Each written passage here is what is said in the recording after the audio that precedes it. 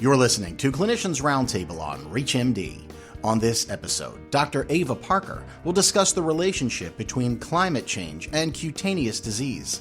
Dr. Parker is an assistant professor of dermatology and core faculty at the Center for Biomedical Ethics and Society at Vanderbilt University Medical Center, and she spoke on this topic at the 2025 AAD annual meeting. Let's hear from Dr. Parker now. Climate change certainly has influenced the prevalence and severity of skin disease. Because skin is the largest organ and our primary interface with our environment, many skin processes and skin diseases are actually climate sensitive. This includes thermoregulatory functions in the skin, like sweating and vasodilation that help us cool, to numerous infections and autoinflammatory skin diseases, cutaneous malignancies, among many others. We also see important influences on skin health from heat, air pollution, wildfire smoke, ultraviolet light, and the impacts of extreme weather events such as flooding. Additionally, climate change exacerbates existing health disparities that stem from systemic racism and colonialism, and climate change disrupts access to dermatologic care. We also see that severe storms, flooding, and drought, as well as sea level rise, are really key factors in water and food insecurity, and they worsen poverty. These are key drivers of migration, which in turn alters the patterns of infectious diseases that we see globally. I think probably atopic dermatitis is our most climate-sensitive dermatosis. It is acutely sensitive to air pollution and wildfire smoke. Additionally, heat may drive pruritus or itch, and many of the medications that we prescribe to manage pruritus actually diminish thermoregulatory capacity, which predisposes patients with atopic dermatitis to a greater risk of heat stroke. Also, during extreme weather events such as flooding, we observe greater risks of infection due to the inherently compromised skin barrier in atopic dermatitis, as well as diminished access to care and lost or destroyed medications. Skin cancer is another important climate sensitive or environmentally sensitive disease, and certainly we see millions of cases of skin cancer in the United States. And this is because stratospheric ozone destruction from decades of use of chlorofluorocarbons have increased UV, and UV acts synergistically with heat and air pollution to enhance carcinogenesis. And some of those same factors like UV, heat, and air pollution flare other autoinflammatory skin diseases as well. And that includes things like pemphigus, hidradenitis suppurativa, and psoriasis. And truly, the list goes on and on. Dermatologists and medical researchers are struggling to adapt, and we're doing better at adaptation, partly because there's increasing recognition in dermatology around the impacts of climate change on skin health and care delivery specifically.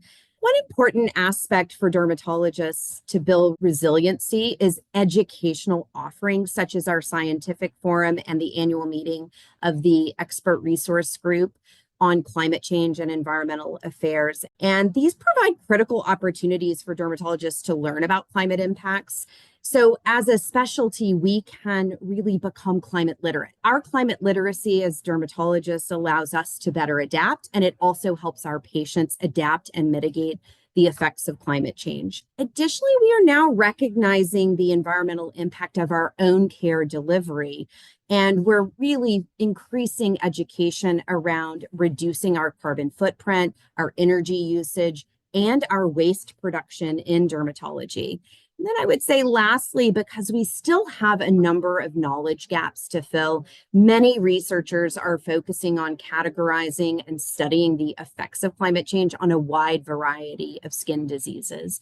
I think collectively, the efforts around research, education, and reduction in carbon footprint collectively allow us as a specialty to better mitigate and adapt to climate change and help build resilience not only within our specialty, but also for our patients. What can we do to adapt and prevent climate-related impacts on skin health? I would say as dermatologists and physicians in general, the most important thing we can do is educate our patients. For example, heat-related counseling can easily be incorporated into our discussion around sun protection because many of the behaviors and measures for the two overlap. This is especially important for patients who may be at extremes of age, so very young or very old, because physiologically they're more at risk for heat stroke. Also, it's important for our patients who are on medications that alter their capacity to regulate temperature, and for those with extensive skin disease. Dermatologists should also be astute to those who are most vulnerable to climate effects and to educate our patients accordingly. We need to be sure that these patients have a plan and a go bag when extreme weather events are imminent. And in that to-go bag, they need to have things like their medications and copies of their medical records. We need to be sure that patients can care for their skin properly, even if they're displaced during an extreme weather event. And then I would say there's a lot of opportunity for us to use digital technology. Everyone has a cell phone these days, and so there are a number of apps that can be downloaded that help to track UV index, temperature, and heat, as well as air pollution and air quality. And for those patients who have inflammatory skin diseases who may be more at risk for flares because of exposure to heat or air pollution, we can teach our patients to check those indices prior to doing outdoor activities. And if air quality is really poor, maybe they should change their plans and do activities indoor that day. Lastly, I would say that we can think about how we prescribe medications and how we deliver care to reduce the impact that dermatologists are having on the environment in the course of treating our patients every day. That was Dr. Eva Parker discussing climate change and cutaneous disease. To access this and other episodes in our series, visit Clinicians Roundtable on ReachMD.com, where you can be part of the knowledge. Thanks for listening.